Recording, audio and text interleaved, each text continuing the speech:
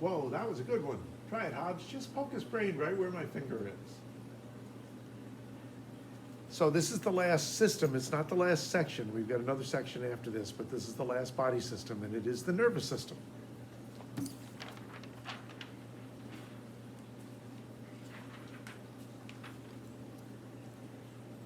Your nervous system works on a basic loop where for information to get into the system, it comes in through your sensory receptors,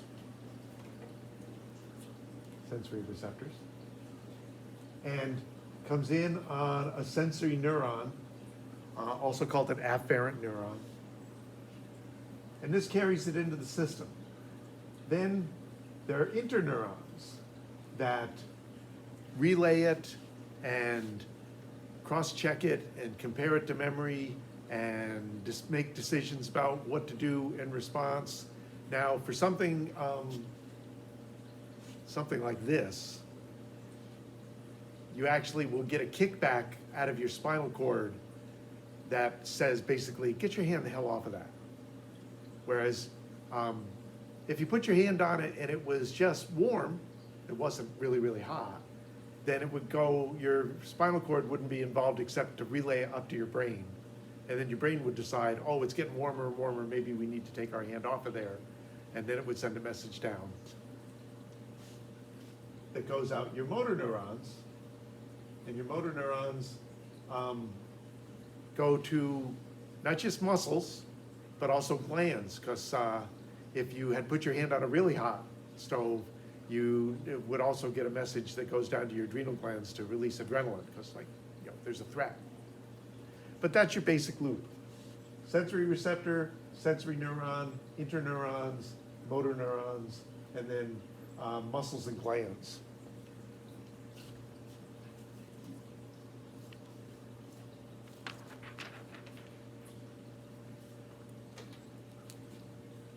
So the nervous system.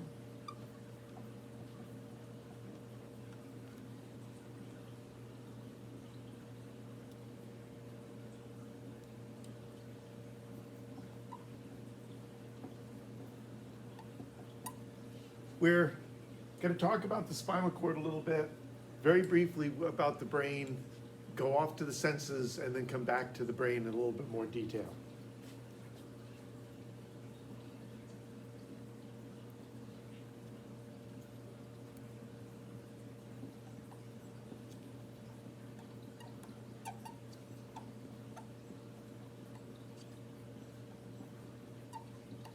Your spinal cord and your brain are considered your central nervous system. All the branches that go out from there are considered your peripheral nervous system.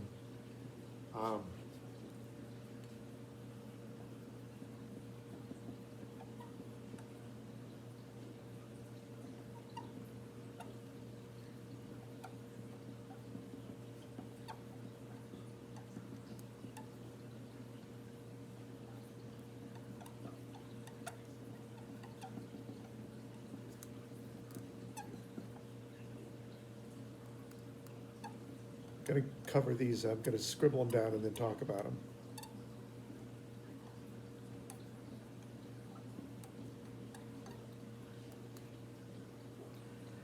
Your spinal cord and your brain are surrounded by membranes.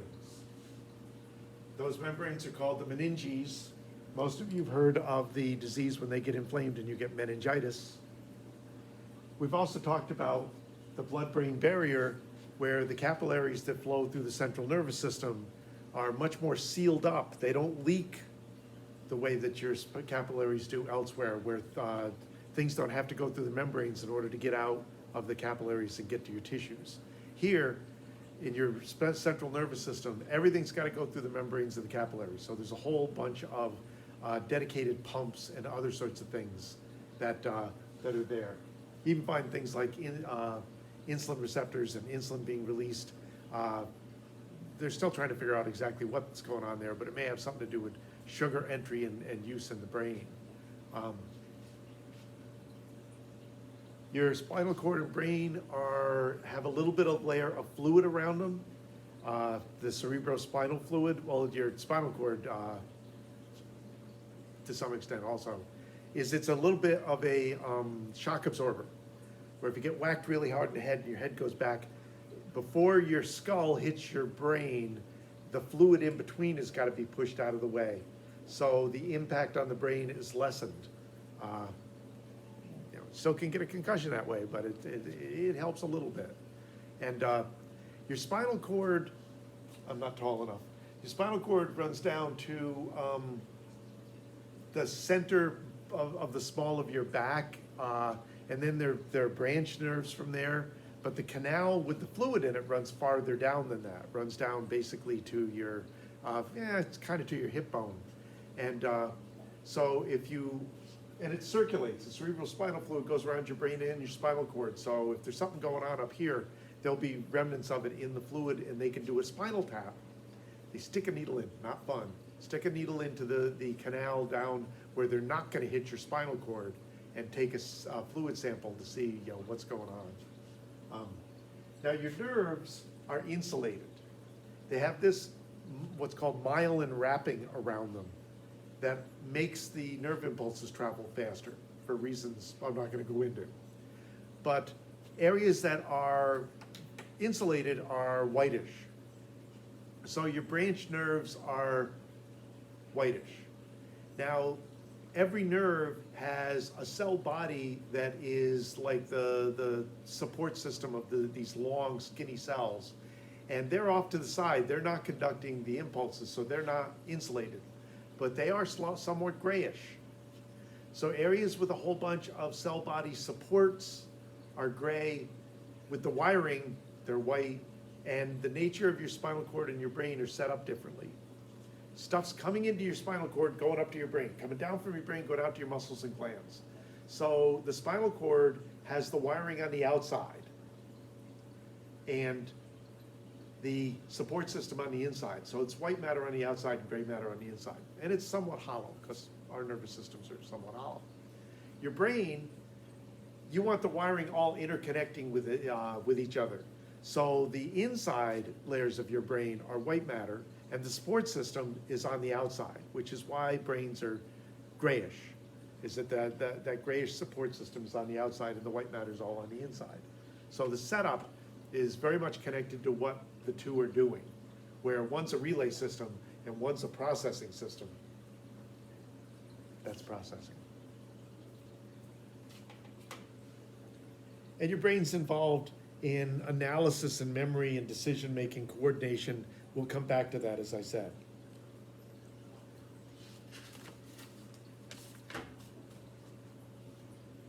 So where are we? We'll do some of the senses.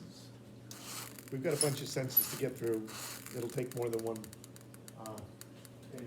video anyway.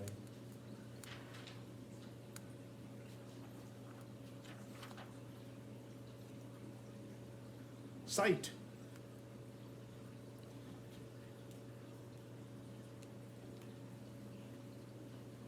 Now we have two eyes, and we point our eyes at objects in front of us, and because that change, there's a different angle from each eye.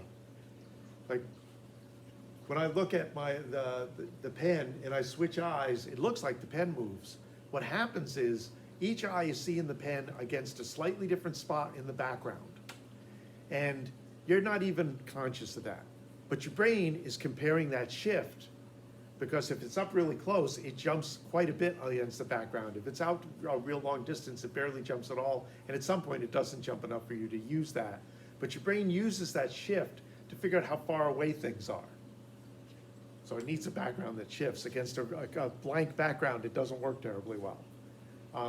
And if you're only looking with one eye, you don't get that comparison. If your eyes don't converge, which happens in babies, it takes a while to get the muscles coordinated to do that. That's why for a long time, when I was a kid, we were taught that babies were blind when they were born because you put things in front of them and they wouldn't look at them. Well, it wasn't that they weren't looking at them, it was that they couldn't focus their eyes on them. So you couldn't see a response of seeing them. And babies have double vision for quite a while. But that's part of the system, binocular vision, convergence. The muscles around your eyes can point your eyes at things. There's other muscles around your eyes we'll get to in a couple of minutes. So we're gonna go through the structure here, and rather than write a bunch of this stuff down, I'm gonna point at it, and you can write it down.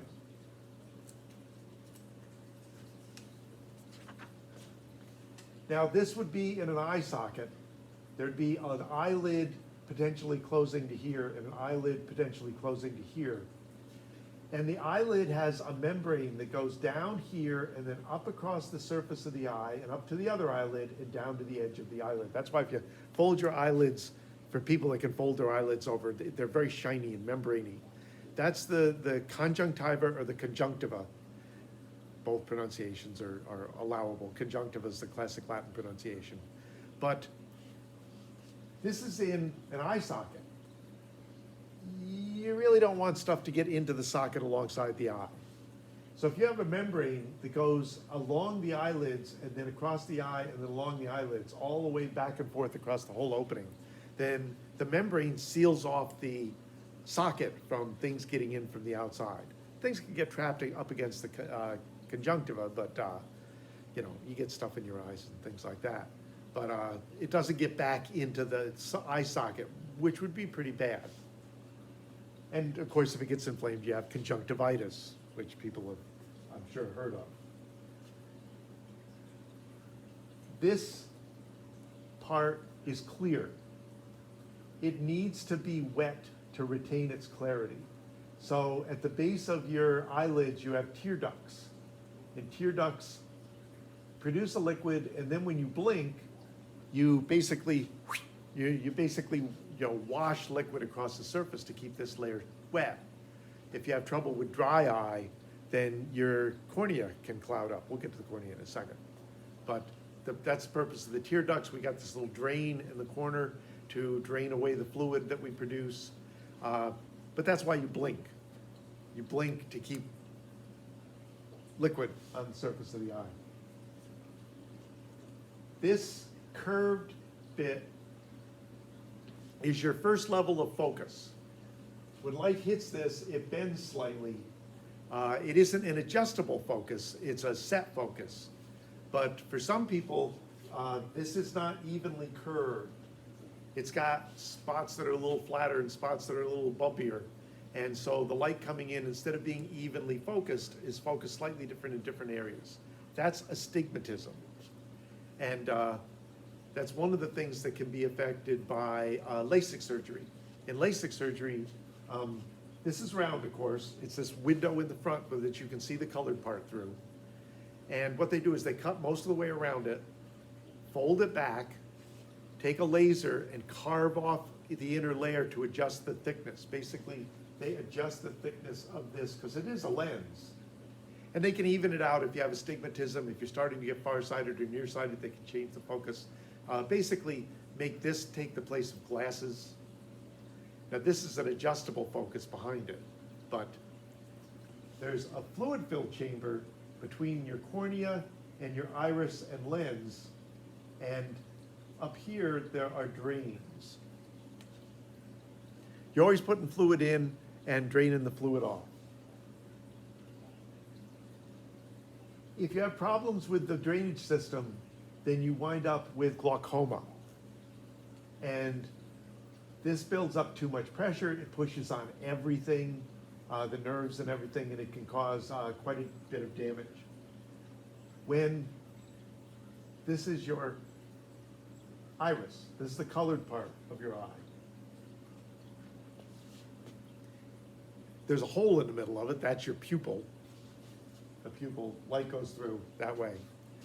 And the iris can open and close the pupil. Well, when it opens up, it's basically like folding back and folding back. It gets thicker. And when it folds back, it can block access to these drains. And so one of the things that they do for people with glaucoma is they give them things that will pull their pupils in and flatten the iris out and increase the drainage. Marijuana does the same thing. That's why marijuana is effective against glaucoma. Doesn't cure it, but it can help with the drainage. And there's drugs that you take for glaucoma that help with the drainage as well. So you got your pupil. When you open it up, more light comes through. When you close it down, less light comes through. Most people know if you step out of a lighted room into the dark, your pupil opens up to let more light in. If you see animals at night, their pupils are really big, and light goes in and reflects off. There's a reflector in the back. It's going through blood vessels to do it though, so when it comes back out, even in people, it's red. So a flash picture produces red eye with a pupil, looks like an evil red dot. It also turns out that your pupils expand when you're trying to look at something that's a long way away. Why? Well, because if there's a person a long way over there, then the light that's reflecting off of them, which is going in every direction, not a heck of a lot of that is reaching your eye. So you open up your pupil to let a little bit more light from that distant object into your eye, so maybe you can see it a little bit more clearly. But that's why if you're out on a bright day and you're trying to see something at a distance, you shade your eyes, try to keep too much, because you open up your pupil, there's light coming in from all around. You don't want that to obscure your vision. And that's the origin of the baseball cap as well, is to shade the eyes so that you can see the batter hit the ball and see where the ball is going. Kind of a mystery that somebody in the outfield, even somebody who's never played baseball, very quickly sees the ball come off the bat and knows where it's going to go, more or less. There's a lot of high-level processing involved in that. Another minute. So, your lens has muscles attached to it. It's roundish, but it can be flattened. So it's the adjustable part of your vision system, your focus system. And it is focusing the light on this screen back here, which is where your detectors are. That's your retina. Now, I've got the overhead set up. If I change the focus on that lens, this goes out of focus. Well, I can get it in focus if I move the overhead or move the screen. I got to change the distance if I change the lens. That happens here. Remember I said there were another set of muscles? You have muscles around your eyeball that squeeze it. I can't quite get up high enough. They squeeze it and makes this screen go the other way. It moves back so that you change your lens focus and then you move the screen to the focal point. As you get older, your lens gets thicker, and when you try to look at stuff up close, you move the screen back, but it can only move back so far. It is in a bony socket, and you can no longer put the screen where it needs to be. That's why I need these. I never used to need reading glasses, but I do now, because I can't focus on stuff up close because my eyeballs, maybe if we went in and carved the back out of the eye socket, we'd be able to do it, but I don't know that anybody wants that surgery. But it's a matter of the relationship between the lens and the screen that affects farsightedness and nearsightedness. You may not be moving the screen where it needs to be. Remember, astigmatism is more of a cornea thing. But you can also do LASIK surgery to change the overall focus point of this system so that you can move the screen to the right spot.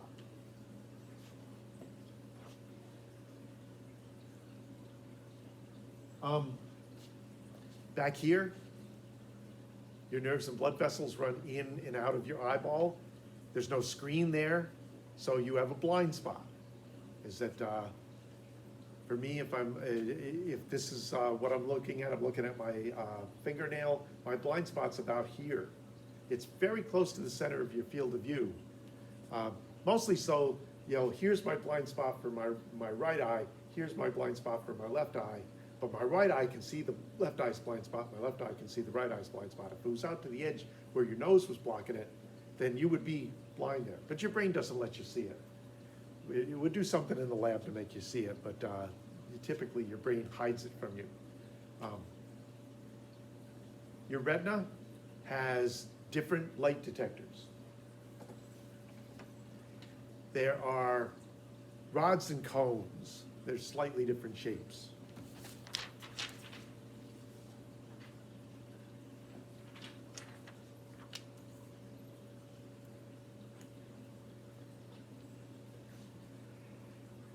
To oversimplify it, cones are more of your color receptors and rods are more of your other receptors, light intensity, direction of movement. There's a whole bunch of things that register on your retinas that you then send information to your brain that, you know, stuff's moving that way, stuff's lighter, stuff's darker, stuff's red, stuff's green, stuff is blue. But here's the light coming in. Here's the reflector. Here's all of your nerves, a whole bunch of processors, a whole bunch of other processors. Out here, they don't even have this, is a whole network of blood vessels. So the light is going through all of that stuff before it hits your detectors. It's actually going and bouncing back and hitting your receptors, because your receptors are actually looking at the back of your head rather than the front of your eyes. It's a very weird system. If you were designing a vision system like this is no way in the world you'd design one like this. You design one like an octopus has, where the receptors don't have anything between them and the light coming in. But ours, the way it built up originally, it kind of had to go this way. Incidentally, you want a fun thing? If you know how mixing paints work, try to figure out how you have red detectors and green detectors and blue detectors, and yet can see yellow. It has to do with the frequencies and stuff, and what you're actually responding to. Another thing, your two optic nerves right behind your eyes cross over and swap halves of their visual fields. Some people think, oh, you see your right eye on the left side of your brain and your left eye on the right side of your brain. That's not true. You see the right side of your field of view on the left side of your brain and the left side on the right side of your brain. So your brain kind of combines what it's seeing from both rights and both lefts, which makes sense from a processing standpoint. Okay, that is a good place to stop the video.